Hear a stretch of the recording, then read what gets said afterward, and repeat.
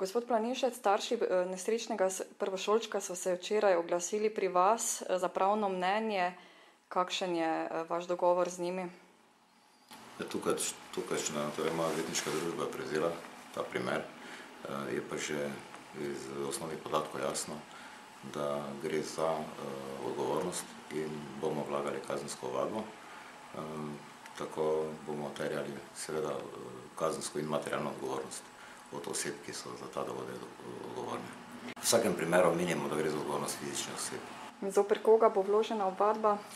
Ovadbo bomo vložili zdaj zoper trenutno neznane storilce. Menimo, da tu bo več oseb moralo biti v predkazenskem postopku.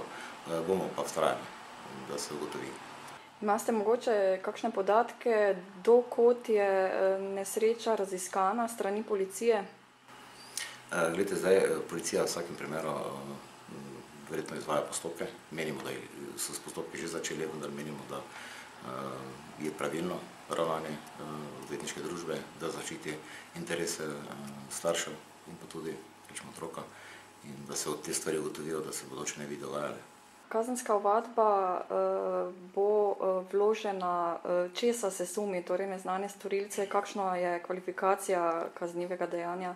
Povzročitev splošne nevarnosti, seveda v primeru neugodnega izida pri zdravljenju otroka, pa je zadeva tako toliko bolj jasna. Kaj pravijo starši? Glejte, vsak starš bi bil tu definitivno tako prizadet, da bi tudi težko karkoli počel drugega, kot se pa bal za izid. In zlasti pa, ko gre za tako kritičen primer, namreč tu je šlo za konkretno utopitev in